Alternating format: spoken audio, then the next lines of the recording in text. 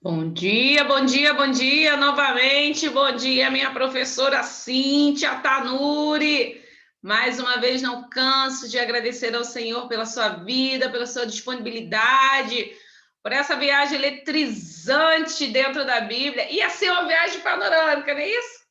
De repente começou a mergulhar, já era, não tem mais como sair. É profundo. Desde já te agradeço, quero deixar você já de frente nessa sala, já pode começar a dominar. Vem para cá, Cintia Tanuri.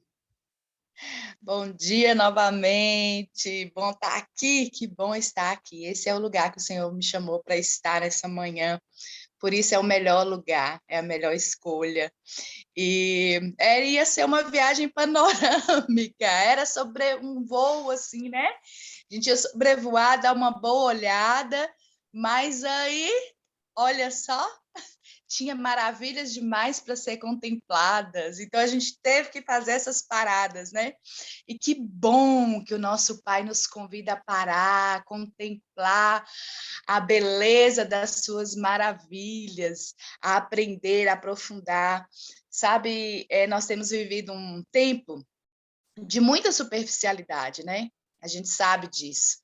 É um tempo onde as pessoas não têm mais tempo para olhar nos olhos, para parar, como antes a gente, né? Eu cresci, a minha infância, e naquela época as pessoas levavam os banquinhos para a porta da rua, aqui na minha cidade, né? Cidade do interior, sentavam à noite para bater um papo, para contar histórias. Hoje ninguém mais faz isso, a gente não vê isso. Todo mundo correndo, relacionamentos superficiais, né? A gente vê as pessoas descartando pessoas como se fossem coisas. Então, nosso Deus tem nos atraído um olhar, nos dizendo: vamos olhar mais fundo, vamos sair da superfície, sabe por quê? Tesouros, joias, está lá no fundo, ele cravou lá no fundo da terra. Quem quer encontrar tesouro tem que cavar, tem que buscar mais fundo. Por cima da terra tem o quê, Mônica? Tem pedregulho. Pode ter, tem coisas boas também, bonitas tem, mas as preciosidades estão bem escondidinhas.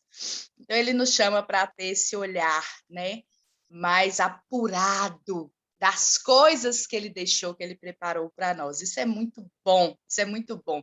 E esse convite é irresistível. Por isso essa parada novamente no capítulo 5 de Gênesis. E é interessante porque é o capítulo, né? O capítulo 5 de Gênesis, se eu abrir aqui, porque eu já estou lá na frente, onde é que nós vamos falar também. Mas aqui no capítulo 5, eu quero ler o versículo aqui, o primeiro do capítulo 5. Diz assim: Este é o livro da genealogia de Adão. No dia em que Deus criou o homem, a semelhança de Deus os fez. E é interessante porque a gente já ouviu falar, né? E eu já disse isso, talvez você também. Genealogia é uma coisa muito chata. Para que isso na Bíblia? O que que isso me acrescenta eu saber que fulano foi filho de fulano, foi filho de fulano, que gerou ciclano e beltrano e morreu? Para que isso? O que que isso me acrescenta? E nós vamos ver que na palavra de Deus não tem nada sem proveito, Deus não desperdiça nada, Deus não coloca nada simplesmente para encher linguiça, como diz aqui na minha terra. Não sei se aí diz assim, só para constar. Não. Toda palavra de Deus é poderosa para o ensino, para a exortação, para o consolo. É isso que está escrito da própria palavra. Ela é útil. Toda palavra de Deus, toda revelação de Deus é útil. E nós vamos aprender hoje como genealogia é útil, como podemos aprender com a genealogia. Não tinha como passar o capítulo 5. Eu me lembro que quando eu estava estudando a Bíblia, a primeira vez eu saltava. Você já saltou? Alguém que já saltou esses capítulos? Eu saltava, eu não dava conta. Eu começava a ler, me dava uma preguiça. Eu falava, não, peraí, deixa eu caçar uma coisa aqui mais interessante que eu entendo. E depois o Senhor me fez entender, parar para ver, Escutar é diferente de ouvir. Então, ele nos chama para ver, contemplar, aprender, né? Fica bonito, fica interessante, fica empolgante, fica vivo, fica eletrizante, e você fala, uau, não é possível que disso aqui tem tanta coisa interessante na pessoa. Então, aqui nós começamos, né? E Deus, Moisés, lembra que está fazendo um relato, que é Moisés, e ele fala: bom, agora nós vamos falar a genealogia de Adão. E ele começa, onde começa a genealogia de Adão? Em Deus. Ele está dizendo: olha, o pai é Deus. Ele não foi concebido como eu e você. Ele não teve ventre de mulher. Ele não foi o encontro de um sêmen com um óvulo. Já começa por aqui. Ele vai dizer, sabe qual a origem dessa genealogia? Deus. A nossa origem. Estávamos nele, somos dele, viemos dele para voltar. Uau! Começa o primeiro verso com essa grande revelação. A genealogia de Adão, da unidade minha e sua, é Deus, vemos dele. A gente começa a entender que a gente sai dessa ordem natural. Sim, viemos à Terra. Depois, então, começa esse ciclo, né? Eva vai gerar o filho. Lembra da promessa lá que Deus falou da semente mulher? E aí começa. Mas a nossa origem, da onde viemos? De Deus. E aí vai dizer, né, sobre os filhos de Adão e os filhos dos filhos de Adão, e todo o capítulo 5 aí concentrado nisso, e em cada relato vai dizer, gerou, depois tantos anos se viveu e morreu, e vai dando continuidade. A genealogia é uma linguagem, né, literária, é um gênero literário muito usado naquela época para apresentar alguém e dizer da importância dessa pessoa, dizer da tua linhagem, dizer da tua origem, dizer de onde você veio, é dizer quem você é dizer os seus valores, é contar a tua história, é falar da autoridade que você tem para estar aqui hoje, porque outro te deu, e há um legado sobre ti. Falar que você é filho de Noé é diferente de falar que você era filho de Caim. Dá para entender? Dizer a quem você pertence, a qual árvore genealógica, da onde você veio. Por isso, nós temos que entender que a nossa origem máxima está em Deus. Porque ainda que tenhamos sido concebidos de formas aí, às vezes, tristes, né? Vamos dizer assim, num encontro só, como a gente começou aqui falando superficialidade, alguém ali que bebeu todas, encontrou com alguém numa festa e dali tiveram um ato sexual onde uma criança foi concebida e essa criança veio a nascer e depois não se sabe nada da história, né, dessa criança, do pai, às vezes muitos não sabem nem quem foi fruto de uma noite. Talvez alguém possa crescer dizendo, eu sou fruto do acaso. Ninguém me planejou, ninguém me sonhou comigo, ninguém desejou a minha vinda a esse mundo, sobra do acaso. E pode haver dentro talvez crendo o sentimento, né, de eu estou aqui por acaso. Eu não fui planejado. Então, entender a minha origem, a sua origem é muito importante. Saber que antes que um homem e uma mulher, do desejo de um homem e de uma mulher, viesse a existir uma vida, esta vida já era no Senhor. A nossa origem está nele. O fôlego de vida não vem do homem e da mulher, foi soprada da boca de Deus às nossas narinas. Só Ele dá o fôlego de vida, só Ele traz alguém à existência. Ele é o autor, Ele é o criador e Ele é o sustentador da vida. Então, saber que viemos dele, para Ele voltaremos, faz toda a diferença. É o ativar a identidade de filhos e filhas, de quem eu sou. Eu sou a semelhança do meu Pai. Eu sou como o meu pai, eu vim dele. A minha linhagem é Deus. Então, isso é muito importante, isso é maravilhoso. Então, começa aqui a descrever, né, sobre a linhagem, e a gente vai ver que a Bíblia, né, ali no Novo Testamento, já inaugura o Novo Testamento, o primeiro texto em Mateus, Mateus 1, anota aí, já começa com a genealogia, novamente. Olha a importância que Deus dá disso. Ele abre o Novo Testamento, a nova aliança, o novo tempo, com genealogia. Como é que nós vamos dizer que isso é chato, que é sem importância, que é irrelevante? Não, é poderoso, é profundo e tem muito a se aprender. E lá em Mateus 1 a gente vai ver, né? Mateus começa a discorrer, falando da genealogia de Jesus. Ele está apresentando Jesus. Que eu falei sobre a genealogia, esse gênero literário tão usado para apresentar, conferir a alguém honra, autoridade, dizendo ele veio desse, apresentando os que nos antecederam. Como é importante saber honrar quem veio antes de nós. Como é importante saber honrar quem veio antes de nós. Estamos aqui porque alguém veio antes. Alguém começou essa história, alguém começou esse caminho, e tudo começou lá em Deus, porque a origem é Deus. Começa a genealogia no capítulo 5, a genealogia de Adão, Deus, que o criou à sua semelhança. Todos nós voltamos para onde?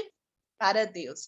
Se for aqui, ó, fazer esse retorno aí, tanto da minha história, da sua, da de Mônica, da de Kátia, da de Nayara, da de Erlane, da de Vandão, da de Silvana, da de Vita, de todos nós. Onde é que nós vamos parar? Em Deus. Nossa origem está lá, em Deus, a minha e a sua origem. Então, aí, Mateus 1, ele vai falar, e é muito interessante. Nós vamos ver a genealogia em dois dos evangelistas falando aqui, em dois evangelhos, Mateus e Lucas. Mas há uma diferença nas duas. É parecido, é semelhante, mas é diferente. E a gente vai perceber isso por quê.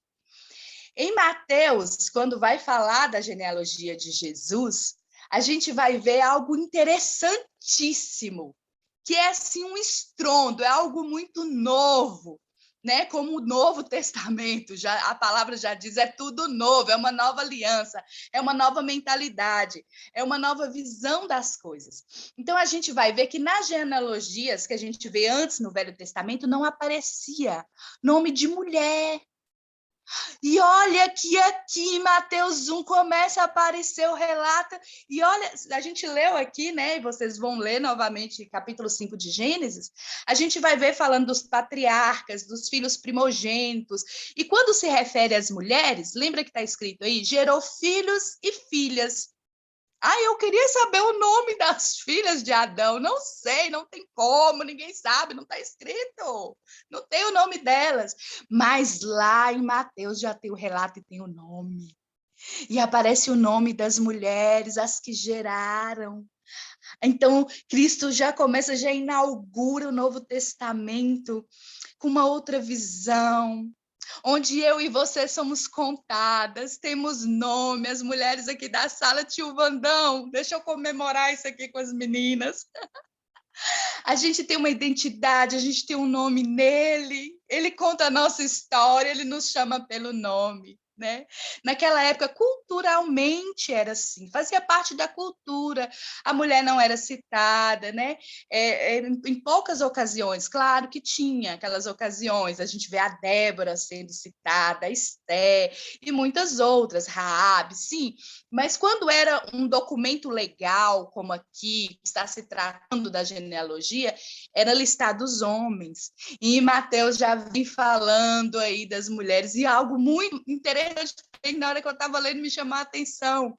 Mulheres que não eram da linhagem, não eram judias, não eram do povo, né, de Deus, o eleito de Deus, entraram na genealogia. Ruth, que era de outro povo, está lá. Raabe, que era de outro povo, está lá. O Senhor as honrou. Elas entraram na linhagem do Cristo, do Filho de Deus, do Salvador, daquele que viria, do escolhido, do Messias, do prometido, do tão esperado. Marta diz, ele veio, ele chegou. Quando Mateus apresenta a genealogia, Mateus dizendo, olha, eu fui falado desde os antepassados, lembra, os profetas disseram, e começou assim, e ele, Mateus destaca Davi, porque a promessa messiânica no trono, sobre o trono de Davi, que seria um reinado que não teria fim, mas Davi morreu, né?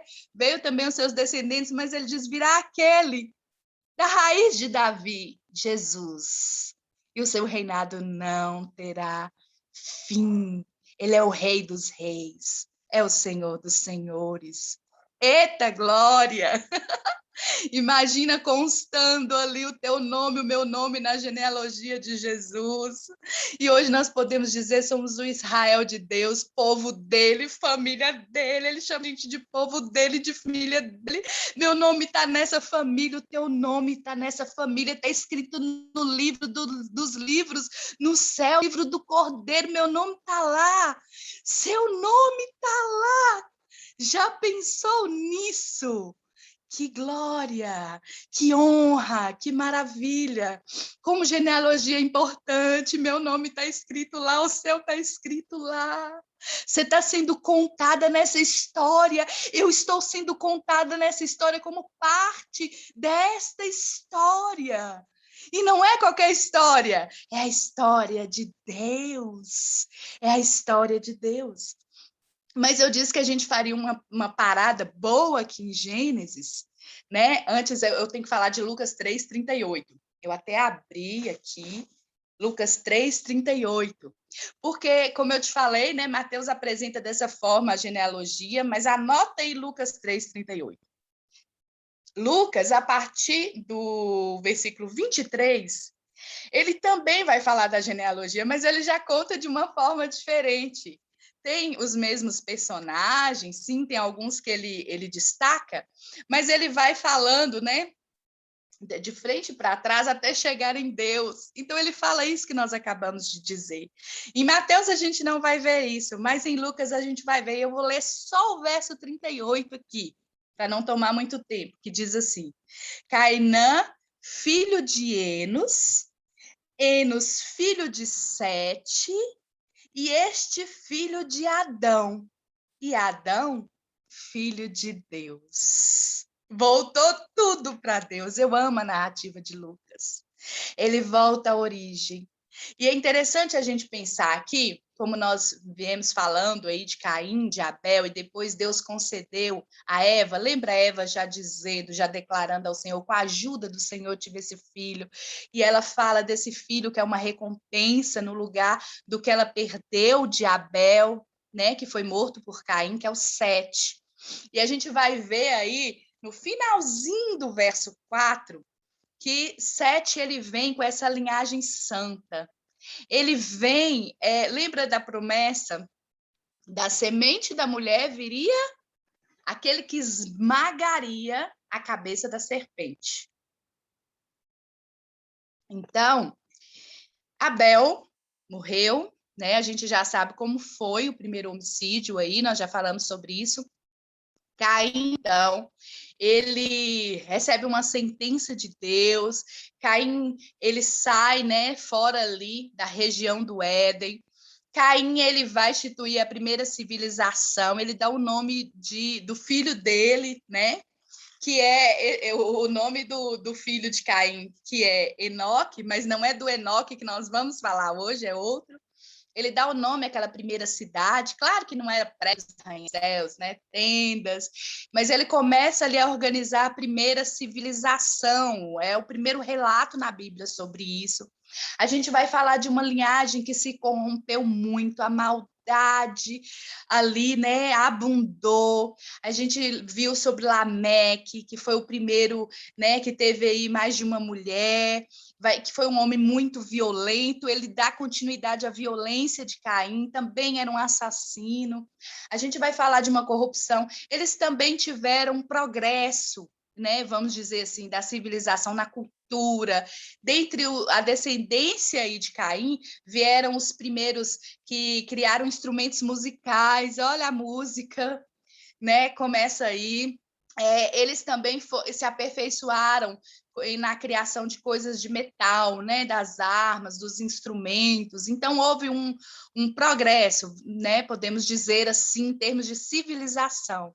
E aí vem Sete, nasce Sete, e a gente vai ver um progresso diferente, agora um progresso espiritual, porque Sete vai gerar Enos, e Enos, a palavra vai nos dizer que a partir de Enos começa a ser invocado o nome do Senhor. O Jeová, o Avé, ele começa ali a ser invocado, né? Elohim, e começa a organização do culto, é o que nós vamos entender. Porque quando está dito ali, né, Moisés destaca isso. Ele está destacado, olha, a partir daqui começou a invocar o nome do Senhor.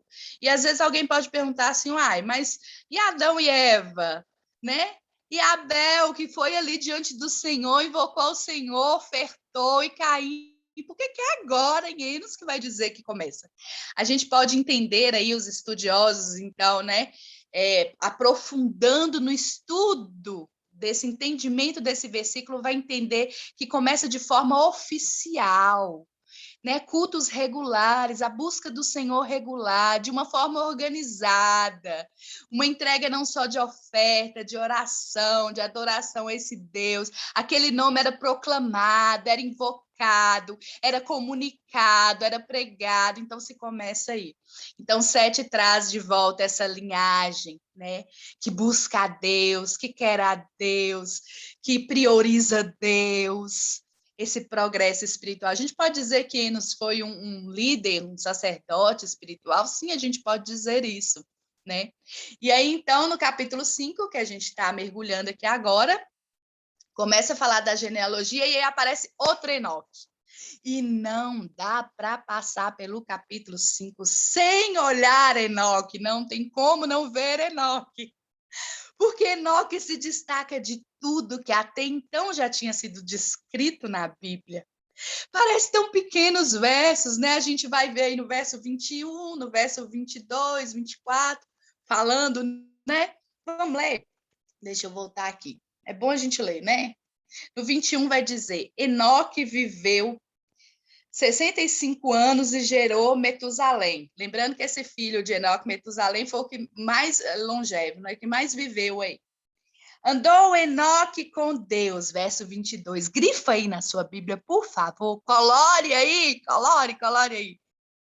Andou Enoque com Deus. E depois que gerou Metusalém, viveu 300 anos e teve filhos e filhas. Até que a narrativa está igual dos outros. Se a gente for comparar, está igual.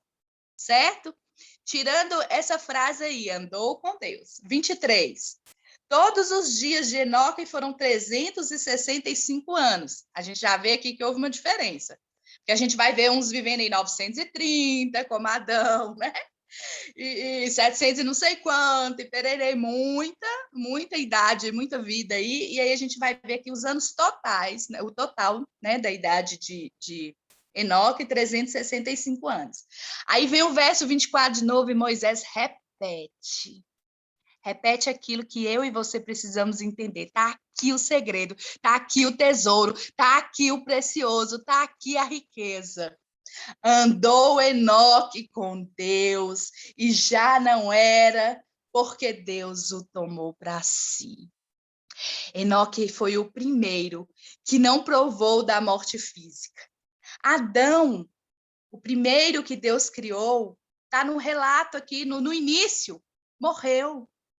Mas quando chega em Enoque, diz ele já não era, Deus tomou ele assim, e na tradução, né, original, e eu gosto da NVI, na NVI, fica fácil da gente entender, está dizendo, porque Deus o arrebatou para si, tomou para si Enoque. Trasladado, ele não provou a morte, andou com Deus, e Moisés fala assim, né? Pensa, numa naturalidade. Você consegue ver isso aqui no texto? Andou com Deus e não foi mais visto porque Deus tomou ele para si. Algo tremendo aconteceu ali. Então, esse andar com Deus, né, pode ser compreendido de duas formas. Lembra quando Deus andava com Adão lá no jardim, na viração do dia? Então, quando eu não estou conseguindo ler as mensagens, se tiver alguma mensagem aí que vocês precisem falar comigo, vocês me digam, tá bom? E então, parece que vai se repetindo aqui, né? Só que aqui é diferente. Deus vinha andar com Adão. E aqui vai falar, Enoque andou com Deus. Você conseguiu perceber isso? Enoque teve um relacionamento tão íntimo, tão profundo, tão agradável com Deus, que Deus disse, não volta mais não, vamos continuar andando? Vem comigo, vamos continuar andando? A companhia de Enoque agradou a Deus de tal forma que Deus não deixou ele voltar. Aqui não está dizendo, mas a gente pode entender isso. Enoque era um homem comum, até certo ponto em relação aos outros, né? Kátia falou alguma coisa aqui, o significado dos nomes, não deu tempo de eu ler, Kátia. Depois eu leio, eu volto aqui. Mas olha, Enoque, ele tinha uma vida, ele tinha mulheres, ele gerou filhos, ele devia ter um trabalho, um ofício, uma profissão, mas o que se destaca desse homem é que ele andou com Deus, e de uma forma tão diferenciada, tão extraordinária, que ficou registrado aqui, e ele não passou pela morte. Não tem como olhar esse texto e não parar para ver isso. Não tem como a gente não ficar maravilhado diante disso. Deus levou ele não foi sepultado, não choraram sobre ele, não velaram Enoque, não teve dias e dias ali, que naquele tempo chorava dias e dias e dias, e era estendido, né? O que a gente tem hoje de velório, que é curtinho ali, algumas horas, era semana, era muito tempo ali, velando o seu morto, chorando o seu morto. Não teve isso para contar na história. Não está escrito, mas a gente não sabe, mas certamente teve testemunhas de que viram Deus levando Enoque. Como a gente vai ver, tem 2 relatos na Bíblia, né, de homens que foram arrebatados, e Elias foi o outro, e Eliseu viu, né, e há o testemunho. E aqui não diz exatamente, mas certo é, ele não voltou para a casa dele. Ele não voltou para o campo a trabalhar, se ele fosse um agricultor, ou se ele criasse animais, um pastor, não sei o que ele era. Ele não voltou para os negócios dele, ele não voltou para a vidinha dele, ele seguiu andando com este Deus que se agradou tanto dele, que falou, continua caminhando comigo. Faça o paralelo aí dentro de você. Deus vinha caminhar com Adão, seu filho amado, mas Enoque andou com Deus. E a companhia de Enoque na caminhada empolgou tanto, oh meu Deus, o seu Deus, eu não sei se eu posso usar essa palavra, mas é essa que me veio, empolgou, deixou ele tão feliz, tão satisfeito, que falou, não volta não volta não, vamos continuar caminhando. E ele levou Enoque. Ai, tem que sair daqui, que eu me emociono. Mas olha, outros 2 textos vai falar de Enoque, a gente vai poder conhecer ele um pouquinho mais, que fala tão pouco, que eu queria conhecer esse homem. Este homem a gente tem que modelar. Ai, meu Deus! Então vamos lá para Hebreus. Hebreus na galeria da fé. Enoque está lá, entrou entre os heróis da fé. Hebreus 11. Nós vamos ler o 5 e o 6, tá bom? Deixa eu ir para lá, que hoje eu quero ler aqui junto com vocês. Não quero só citar, não. Não sei como é que está o tempo, não sei se a gente vai ter que voltar em Enoque, mas vamos aqui na fé. Então, gente, chegou a dar um calor aqui. Olha só, então lá na galeria da fé, tá aqui todos os heróis da fé, todos os notáveis na fé estão registrados aqui nessa galeria da fé. Esse livro continua sendo escrito, essa galeria ainda tem mais nome aí sendo acrescentado, viu? Eu creio assim. Mas aqui no verso 5 está escrito, Hebreus 11, 5. Pela fé, Enoque foi trasladado, ou arrebatado, né, dependendo aí da tradução, de modo que não experimentou a morte. Ele já não foi encontrado porque Deus o havia arrebatado, pois antes de ser arrebatado, presta atenção, pois, olha, presta atenção, essa palavra, pois, essa conjunção que quer dizer causa, efeito, por quê? depois, antes dele ser arrebatado, recebeu testemunho de que tinha agradado a Deus. Tinha testemunho, pessoas viam e diziam, olha, o testemunho, a história desse homem é que ele agradou a Deus. Por isso Deus o arrebatou. Por que Deus o levou? Porque ele agradou a Deus. Ele agradou o coração do Pai. Tem tantas, quando a gente lê, né, sobre alguns personagens da Bíblia, eu me maravilho quando Deus chama um de amigo, homem segundo o seu coração. Ai, mas esse aqui supera a todos para mim. Deus se agradou, Deus se deleitou, Deus sentiu prazer. É como quando a gente escuta, você pode escutar o eco da voz de Deus. Lá no Evangelho de João, quando João foi batizar Jesus, vamos lá para aquela cena? Não estava aqui no script, não, mas vamos lá comigo naquela cena? Está lá diante do Rio Jordão, nós estamos na beira daquele rio, está soprando um vento fresco. João está lá na água e João vê Jesus chegando e João fala, olha aí, é este o Cordeiro de Deus, é esse que eu não sou digno nem de desatar a sandália dele, é ele, olha ele vindo aí. Jesus fala, me batiza. Ele fala, eu não posso.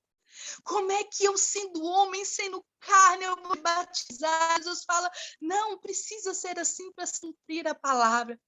Agora escuta o eco da voz de Deus. O céu se abre, um som do céu vem. E todos escutam, este é o meu filho amado em quem eu tenho prazer. E o Espírito Santo, os três juntos ali, o Espírito Santo incorporado, né, ali como uma pomba, pousa sobre Jesus. E Deus declara, eu me agrado, este é o meu filho amado em quem eu tenho prazer. E Deus declara isso de Enoque, eu me agradei dele, eu senti prazer nele. Prazer nele. Ai, que Deus sinta prazer em mim, prazer em você. Seja essa a minha busca, seja esta a tua busca, que Ele tenha prazer em mim, prazer em você. Uau, essa aula, não sei nem se isso é mais aula. Ai, Espírito Santo, lindo, doce, que nos fala, que nos ensina, Tu és o que ilumina essa palavra, a compreensão dela em nós, que amplia o entendimento. É possível andar com Deus, é isso que ele está declarando na vida de Enoque. Ele vivia nessa terra, nesse mundo, ele tinha negócios, ele trabalhava, ele tinha família, ele tinha afazeres, mas ele andou com Deus. A Kátia leu um livro aí, né, Kátia, que ela me falou, está na minha fila para ler, Quando Nada Mais Importa. Acho que Enoque não preocupava com as horas, com o tempo cronos. Deus, eu tenho que ir ali, olha, tem que trabalhar, tem que ganhar o pão, tem muita coisa para fazer, Deus, e a festinha ali da família me esperando. Ai, não, hoje não vai dar para orar, não, Deus, hoje tem tempo para ler a palavra, Deus, tem tempo para eu te ouvir, porque não, nada mais importa. Ele andou com Deus, essa é a declaração, e aqui em Hebreus a gente diz que ele alcançou testemunho de fé, aquele homem creu em Deus. Eu estava dizendo antes, eu cortei aqui, né? A emoção aqui me levou, mas eu estava dizendo que tem duas formas da gente entender isso. Ou Deus veio, né, corporealmente, como é que é essa palavra?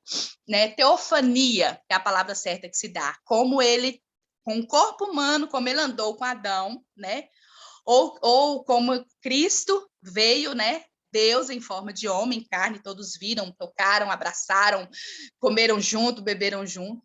Ou, o que é mais provável, que os estudiosos dizem, que não foi assim, né, como uma forma humana, mas esse andar que fala da intimidade, do comprometimento, né? Deus era o tudo para Enoque, era o principal, era a primícia, era tudo, era o primeiro, era estar com Deus, era comunhão com Deus. Em tudo que ele fazia, Deus estava junto, ele não ia, ele não fazia, ele não selava, ele não comprava, ele não vendia, sem Deus em tudo nele, ser o tudo nele, o tudo dele.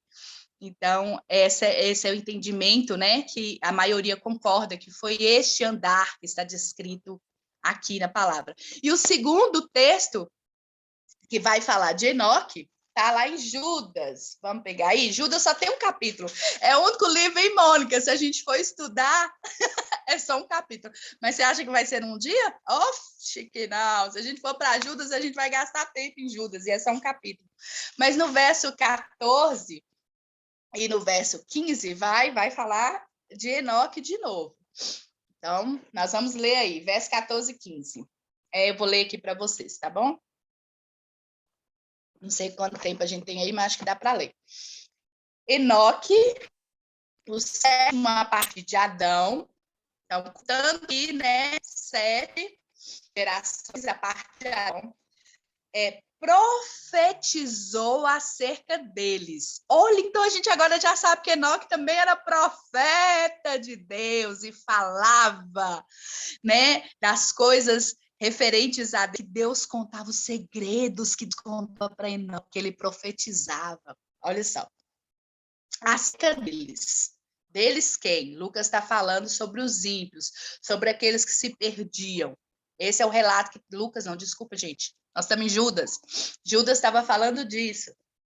E aí, o que a profecia escreve? Vejam o Senhor, vem com milhares de santos para julgar a todos e convencer a todos os ímpios a respeito de todos os atos de piedade que eles cometeram impiamente, acerca de todas as palavras insolentes que os pecadores ímpios falaram contra ele.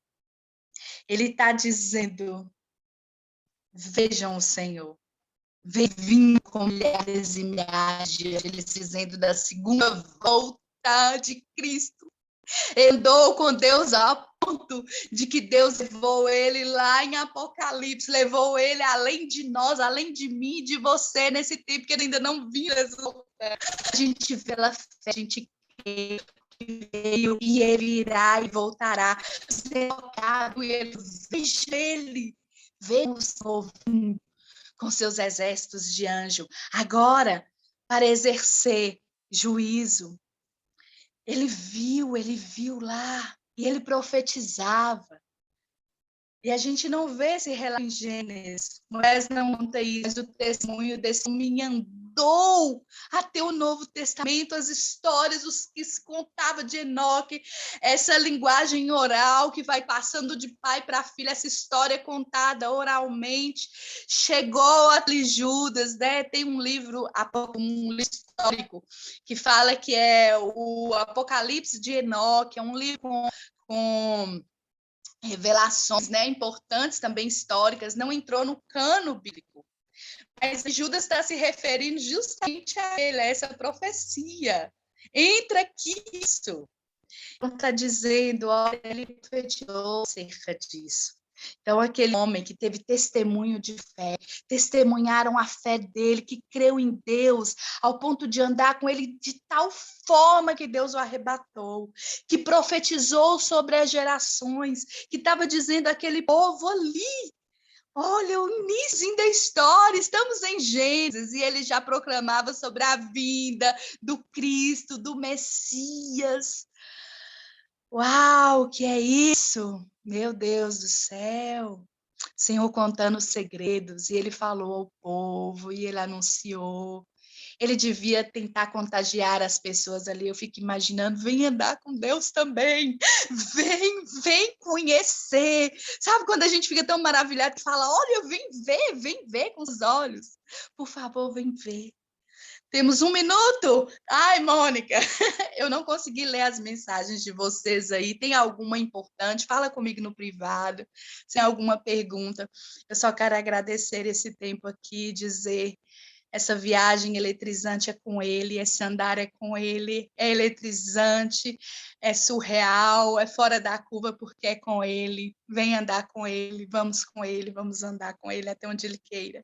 Pai, obrigada por esta manhã de encontro com o Senhor. O Senhor vem andar conosco, me ensina a ir andar contigo, nos ensina a andar contigo. Queremos a tua companhia mais do que tudo aqui. Queremos essa companhia, esse caminhar aqui para entrar para a eternidade andando contigo. Meu prazer, o nosso prazer é o Senhor. E que o Senhor tenha prazer em nós. Esse é o clamor do nosso coração que arde nessa manhã. Acha em nós prazer, a graça